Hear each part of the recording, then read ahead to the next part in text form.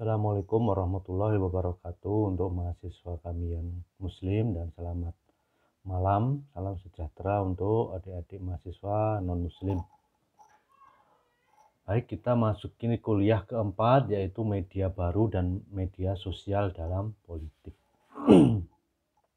Ya, sebelumnya kita cerita sedikit bahwasannya teknologi komunikasi itu dalam proses komunikasi apapun, dalam politik, komunikasi PR dan sebagainya, itu sangat penting. Terlebih lagi ketika diketemukan teknologi. Bapak sudah pernah hidup di masa Orde Baru. Zaman Soeharto itu saya masih sampai SMA, itu masih zaman Soeharto ya, lulus 98 ya, pas lulus SMA. Jadi tahu bagaimana saat itu terbatasnya komunikasi politik pemerintah dibanding sekarang. Medianya cuma satu, TVRI ya. TV yang cuma satu-satunya saat itu. Tapi ya itu lebih efektif karena orang nggak dapat banyak versi informasi. Lalu radio, kalau radio banyak, tapi memang radio yang nasional yang bisa terjangkau ke seluruh Indonesia ya hanya RRI. Ya, siaran berita, ya kan, informasi pemerintah itu semuanya dari situ. Dan kebetulan Bapak juga pernah ya beberapa kali ke Vietnam, ya, negara yang sistem politiknya adalah komunis. Di sana itu ya mirip-mirip Orde Baru. Di tiap desa itu ada, bahkan di kota ada jaringan radio. Jadi jaringan radio ini nasional. Jadi kalau ada pengumuman, ada informasi dari pemerintah, itu radionya bunyi kencang. Jadi siapapun pasti kedengaran. Ini ciri khas negara komunis, ya kan. Itu ya ada positifnya, ada negatifnya. Bahwa tentu bagi kita yang hidup di zaman milenial itu sangat mengganggu.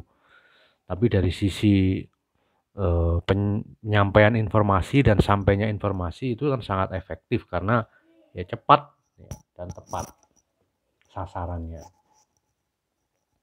Nah, sedangkan di masa milenial ini tentu sangat berbeda ya, tidak mungkin lagi ya menutupi berita atau membuat versi berita hanya satu pihak. Kendati itu di negara komunis seperti Vietnam kan ya tetap ada usaha dari pemerintah untuk menyensor TV-TV atau saluran media yang bisa masuk ke negaranya, ya kan. Di Vietnam itu kalau film-film barat pun diseleksi ya, di yang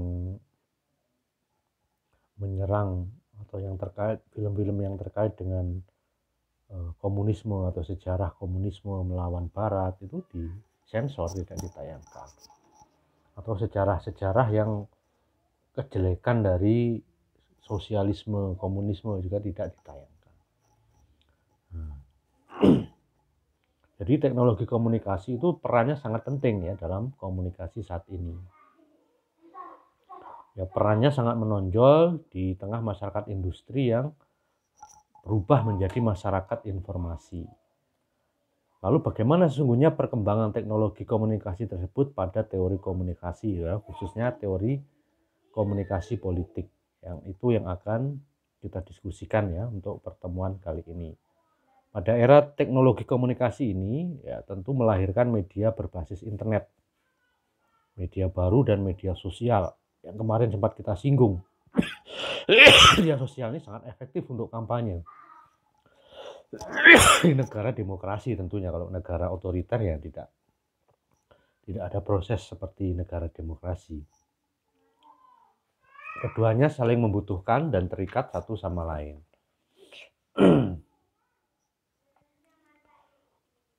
Walaupun teknologi komunikasi itu selalu dikaitkan dengan perangkat keras, pengaruhnya terhadap teori komunikasi, terutama dengan media baru yang dimunculkan, sangat signifikan.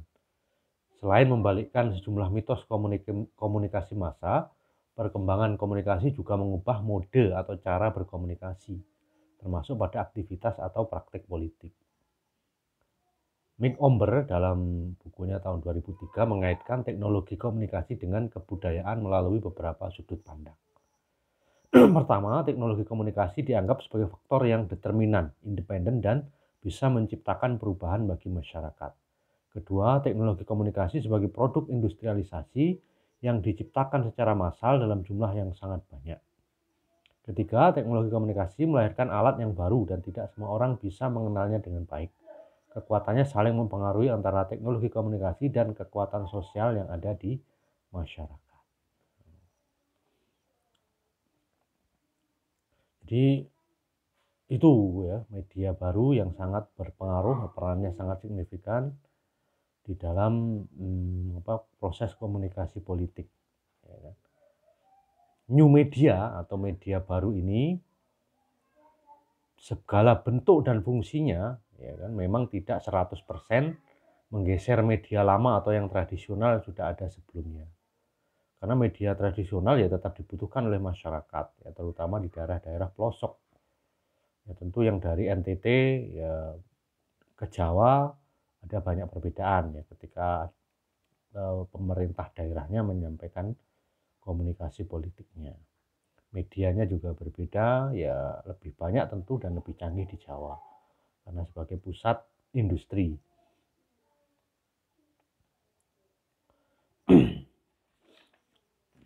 Menurut Mick Quayle ya, tahun 2005 dalam bukunya menyatakan bahwasanya kebanyakan media baru memungkinkan dilakukan komunikasi dua arah yang bersifat interaktif yang memungkinkan ya pengumpulan sekaligus pengiriman informasi sehingga implikasinya bisa beragam. Ya.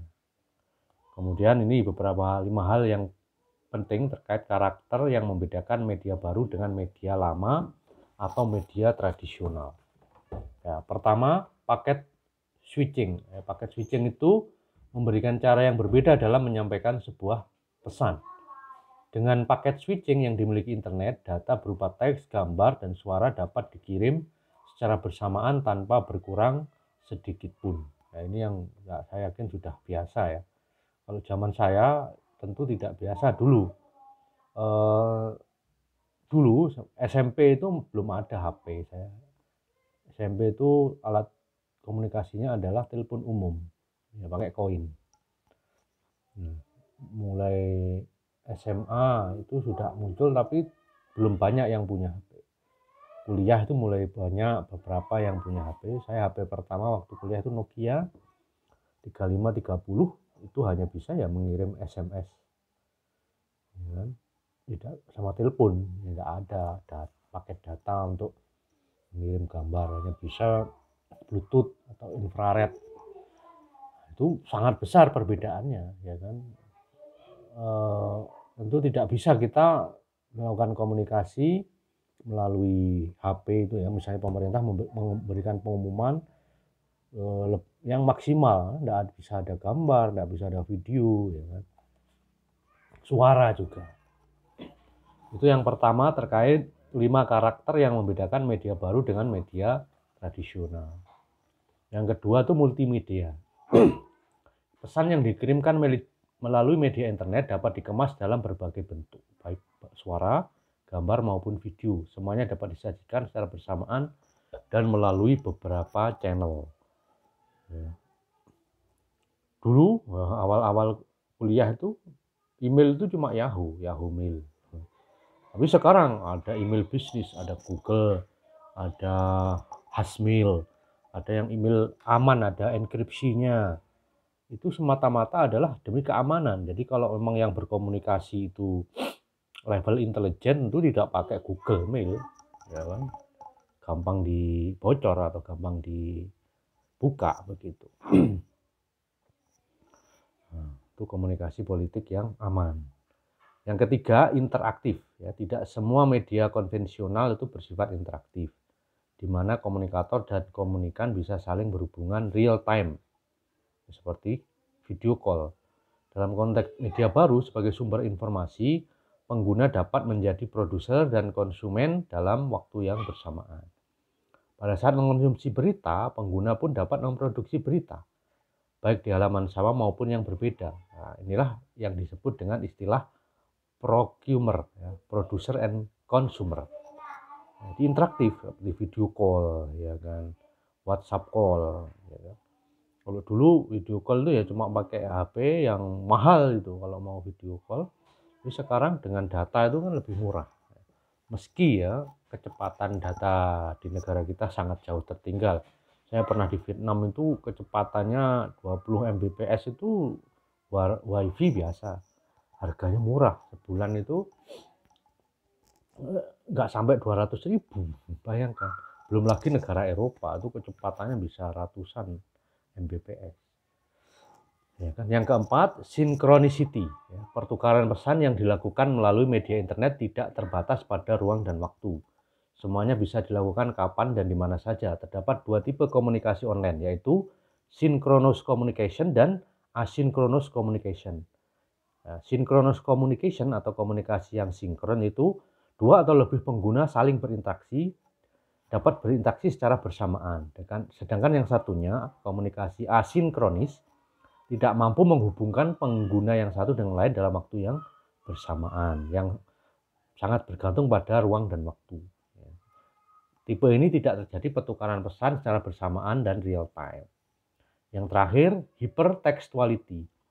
Media internet menyajikan sesuatu yang berbeda dengan media tradisional, baik cara mengkonsumsi maupun cara memproduksinya. Proses produksi sebuah pesan pada media lama atau tradisional harus mengikuti aturan-aturan pada umumnya. Bila pesan berupa teks, ya, cara penulisannya pun harus berurutan mengikuti aturan penulisan yang baku. Namun jika pesan tersebut berupa halaman kertas, cara mengkonsumsi serta memproduksinya harus berurutan dan sesuai dengan halaman yang ada. Nah, itu beberapa contoh karakter media baru yang sangat pengaruhnya sangat signifikan, ya kan? Karena masyarakat telah bertransformasi ya menjadi masyarakat yang sadar informasi dan menjadikan media baru sebagai kebutuhan di mana masyarakat bukan hanya berkedudukan sebagai user, melainkan sebagai sender juga, ya kan? Sekarang itu tentu lihat pengguna TV itu sangat berkurang atau yang nonton TV karena banyak sekali alternatif, ya kan? Mulai YouTube, mulai TV kabel, kemudian sekarang juga ada yang suka film, ada Netflix. Yang suka informasi ya hampir semua media itu internasional tuh punya live streaming. Sehingga informasi itu sangat mudah didapat. Ya, itu yang zaman saya dulu masih SMA, SMP itu sangat sulit. Untuk mendengarkan berita luar negeri itu ya melalui radio, ada Voice of America, ada BBC, itu sudah senang sekali saya. Dulu memang sukanya dengarkan itu. Berita internasional, ada perang Irak dulu, ada perang macam-macam, ya kan. Jadi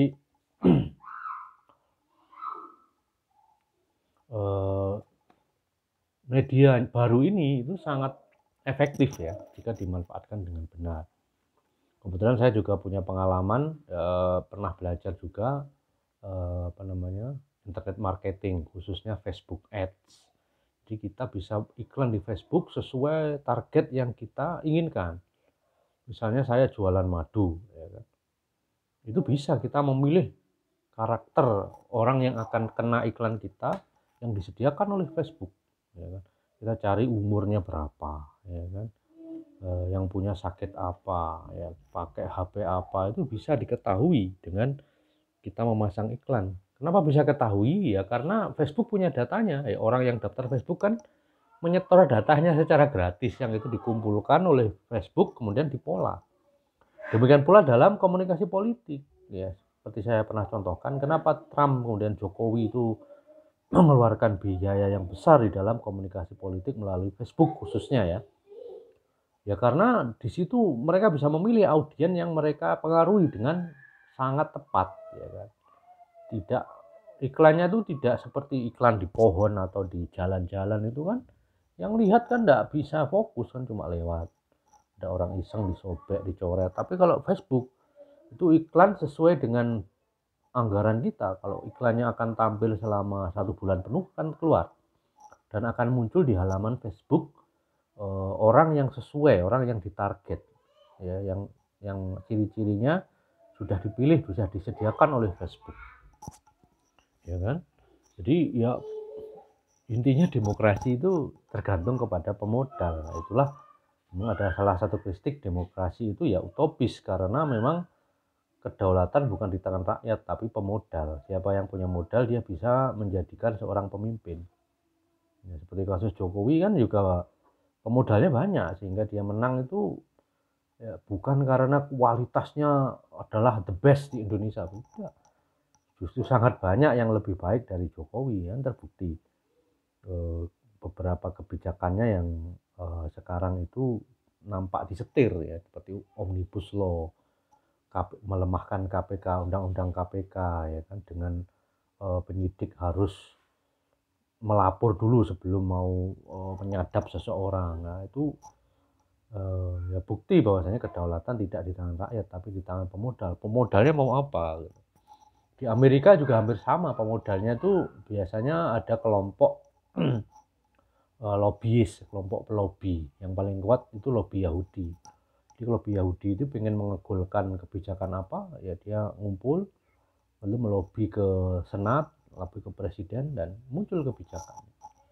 Nah, seperti itu demokrasi ya. Ini kebetulan saya S2-nya tuh kan hubungan internasional, jadi memang politik internasional sebenarnya bidang saya, tapi di Unitri kan memang belum ada ya jurusan hubungan internasional. Ya, kemudian ya kita kembali ke materi kita. Itu ada 5 karakteristik yang kita jelaskan tadi terkait dengan media baru. Ya. Sekarang ya ini yang terakhir, media baru di dalam 3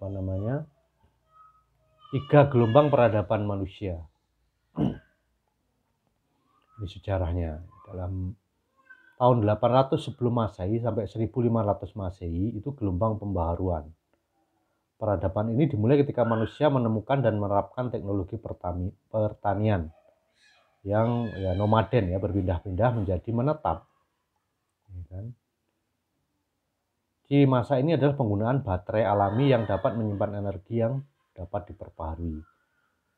Gelombang peradaban manusia yang ketiga ya terkait media baru ya, itu 1500 Masehi sampai 1970 yang disebut dengan masyarakat industri, yang dinamai manusia ekonomis yang rakus yang baru lahir pada zaman Renaissance, yaitu pencerahan di Eropa.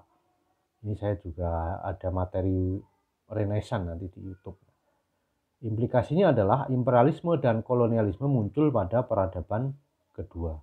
Jadi pada masa 1500 sampai 1970 itu ada penjajahan oleh negara barat. Peradaban kedua ini berbudaya produk massa, pendidikan massa, komunikasi massa, dan media massa. Ini muncul telegram, bukan telegram ini ya, telegram yang pakai kode, lalu muncul telepon ya, dan seterusnya. Budaya yang merupakan akibat dari perkembangan ilmu pengetahuan dan teknologi tumbuh dengan pesat dan menjadi budaya baru termasuk dalam proses komunikasi. Jadi urbanisasi dan pembangunan kota besar, pembangunan energi yang tidak dapat diperbaharui, dan polusi yang menyebabkan kerusakan lingkungan.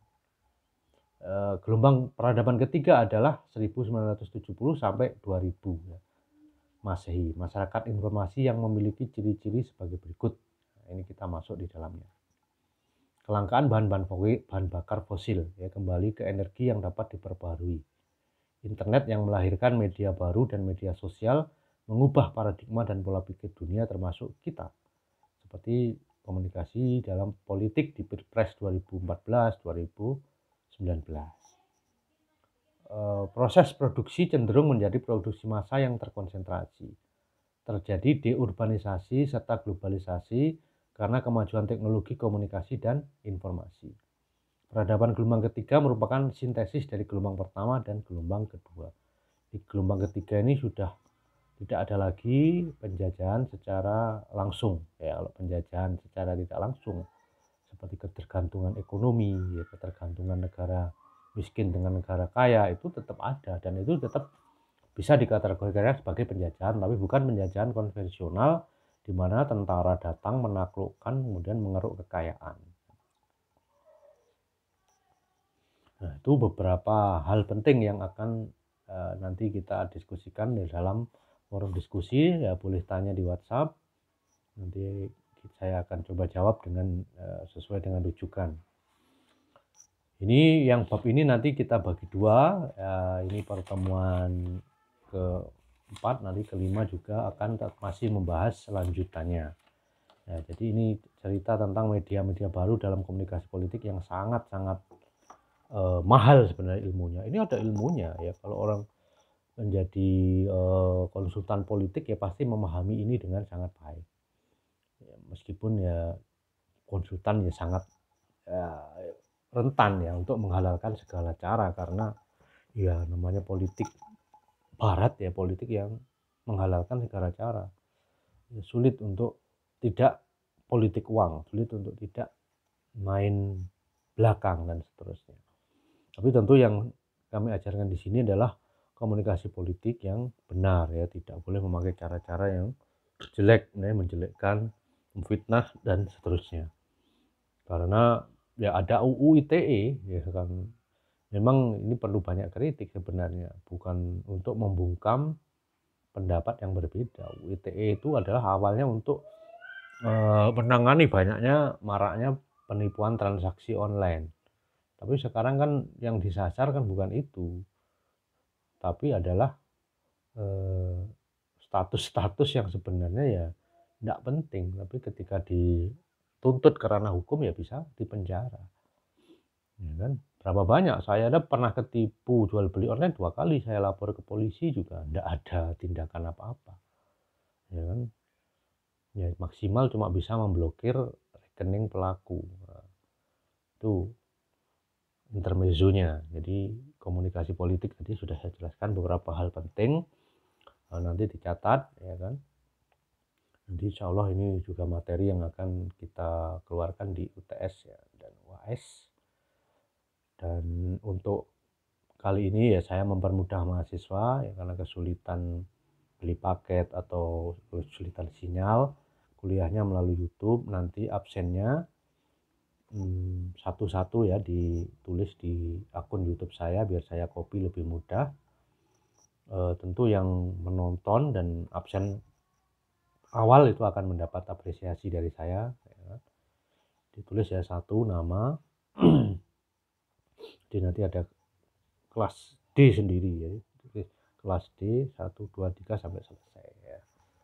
Nah itu nanti kita sambung dengan tanya jawab, boleh tanya jawab itu sampai besok malam ya. Sekian dari saya. Assalamualaikum warahmatullahi wabarakatuh dan selamat malam.